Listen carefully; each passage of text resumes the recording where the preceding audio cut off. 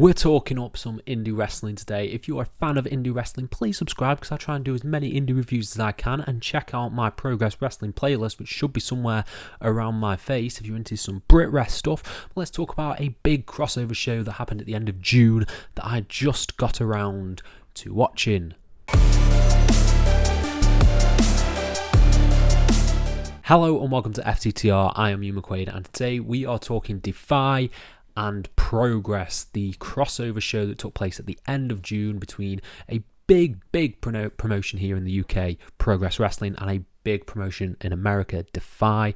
If you're unfamiliar with both, I'll give you a quick rundown in a minute. But before we do that, please subscribe, please like this video, please comment your thoughts down below as we dive into DEFY X Progress. So this was a crossover show that was announced. It was happening in Canada. Progress has some really cool, really fantastic storytelling, really good wrestlers like Spike Trevay, Will Ospreay competes. You got Lycos, you've got Damo, you've got really big names on the Brit Rest scene. And DEFY, you will have heard of DEFY because it is the place of Swerve Strickland. It is the place of Nick Wayne. John Moxley shows up every now and then. There is a lot of talent in DEFY. And this is my first DEFY show, technically. This is the first DEFY show that I have watched. And what did I think of it? What did I think of it as a whole? This is definitely, in terms of a crossover show, this is definitely leaning more towards a DEFY show than it is a Progress show. It didn't meet that sort of in the middle, like Forbidden Door-ish kind of way. It's very heavily leaning on DEFY stars. Obviously, it's over in Canada.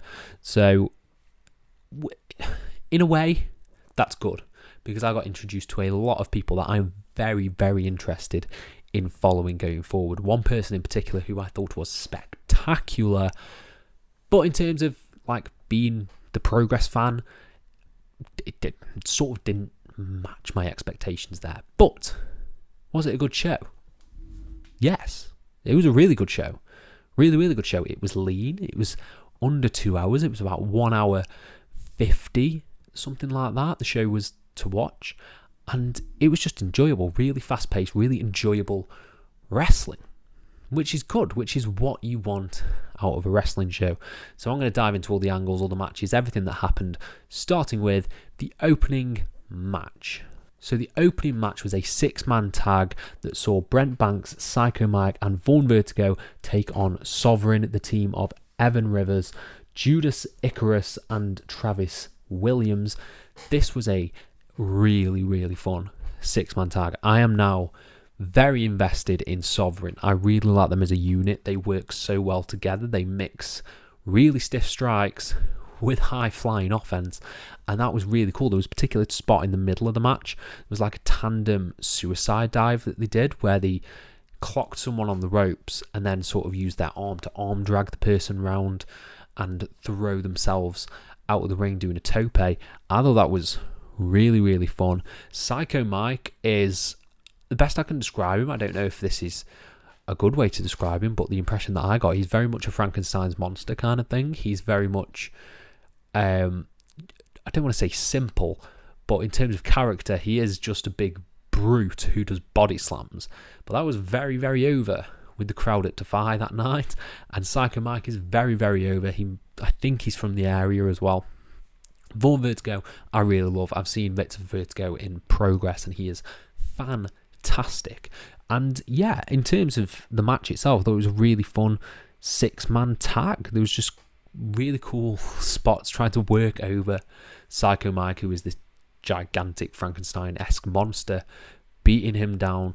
Really good hot tag spots. It was a really fun way to open the show, and it saw Psycho Mike pick up the win with a series of body slams and a big body slam at the end, and it was just enjoyable. This was an enjoyable opener to the show. I like starting shows off with a good 6-man tag. It really gets the blood boiling. But yeah, really fun way to open the show. The next match we got was Brian Keith taking on, I hope I'm pronouncing this right, Shaf. This was an incredibly hard-hitting match. This was like they were in the Tokyo Dome. They were slapping the piss out of each other. And I thought that Shaf was such an intimidating presence. Really intimidating presence. Keith, I thought, was good.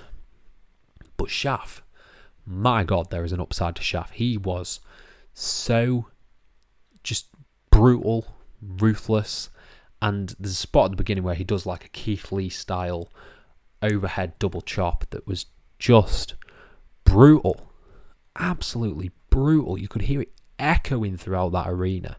It was one of the shorter matches on the show, but it didn't outstay its welcome. This was exactly what it needed to be. They started at 100 by beating the piss out of each other and just went at 100. I think Keith got a few cool bits of offense in.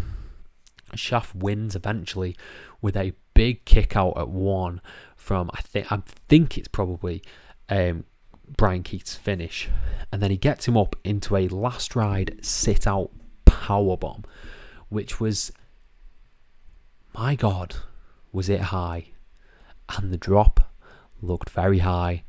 It was mental, a really mental finish, and on the level of Lance Archer's. I wonder if does Lance Archer call his finisher?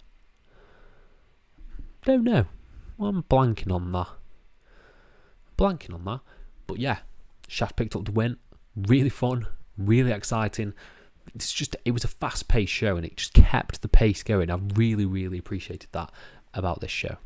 Then we got my second favourite match of the night, which was Charles Crowley taking on Gringo Loco. Again, I don't know much about Gringo Loco. I know a lot about Charles Crowley, and Charles Crowley is one of the most entertaining wrestlers in the world. His twat gimmick is second to none, and some of the moments that he had in this match I will remember for a very, very long time, particularly involving a stuffed monkey that you can probably find on YouTube, or you can watch the show.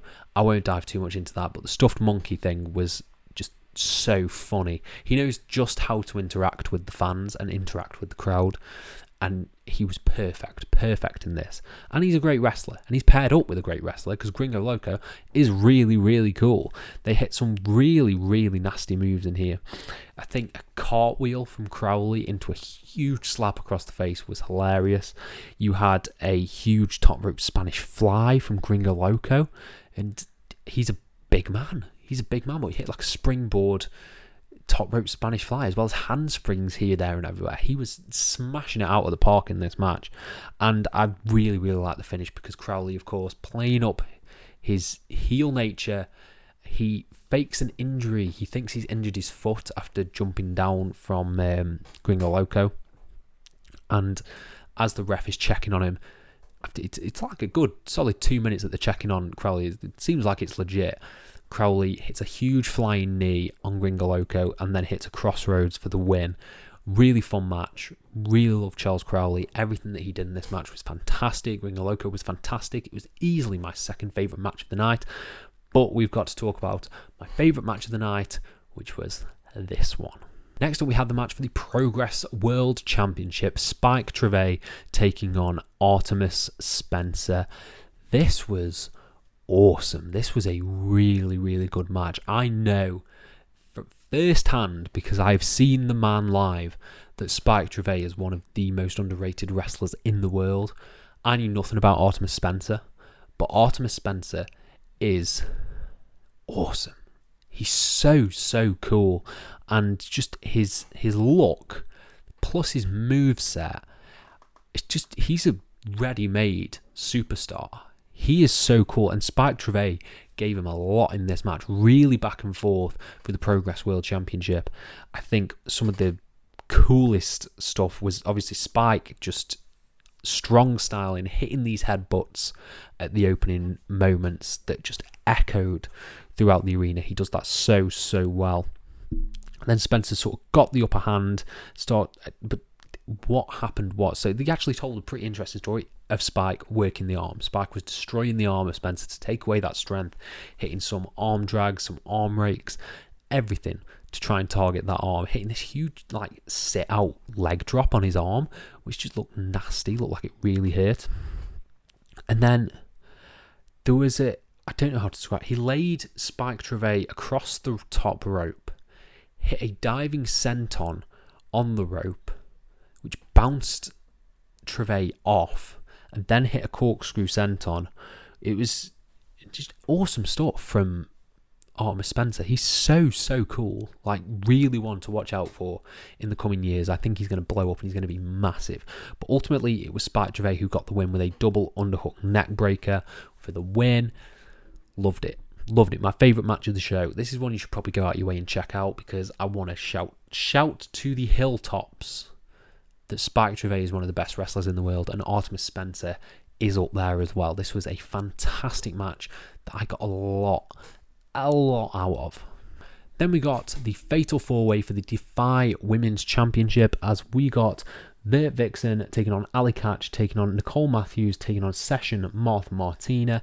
This was a fun 4-way. You had two sides of this. You had the serious side, which was the more or less the DEFY-ish side of Nicole Matthews and Vert Vixen, who were just very serious wrestlers. And then you've got Ali Catch and Session Martina doing some really funny stuff, because Session Martina is very funny in everything that she does. She's a great wrestler, but she is very funny. She comes out to Cascada.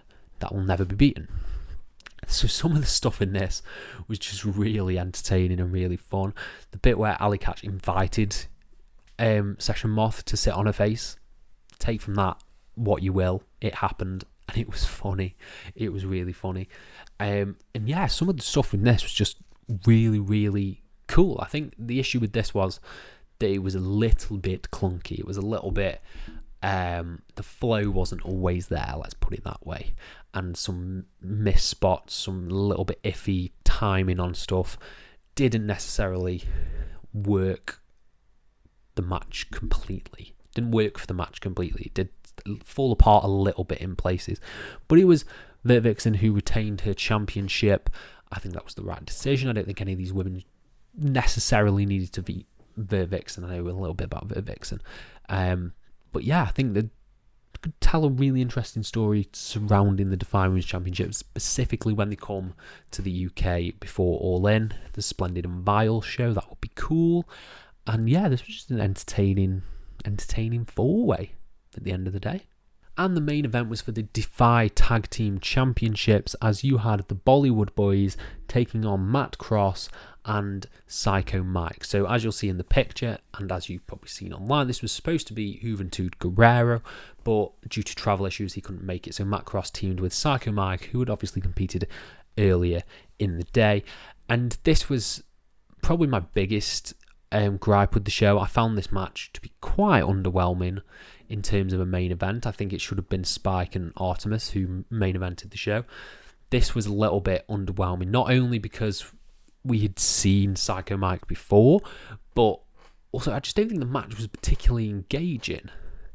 I think it's two babyface teams. There wasn't necessarily a story told. It was just a match. I can't tell you any really memorable spots on this other than Psycho Mike banging one of the Bollywood Boys' heads into the ring apron. But other than that, the Bollywood Boys picked up the win. And yeah, there's not really much else to say on this. I was a bit underwhelmed by the main event. That's all I can say. So yeah, that's how they left me. I genuinely have hardly got any notes on this match because there wasn't anything that grabbed me, which was a bit of a shame, because overall I thought this was a really solid 2-hour show. But the main event did leave a little bit of a sour taste in my mouth. Obviously, it was probably done very quickly on the fly because Juventud couldn't get there. So I understand in that regard. But at the same time, I've got to be critical. I've got to say my thoughts. And this match didn't entirely grab me as a main event. But that's the show. That's the end of the show. Overall, I'd give this solid 3.5 out of 5. I thought it was a really enjoyable 2 hours of indie wrestling.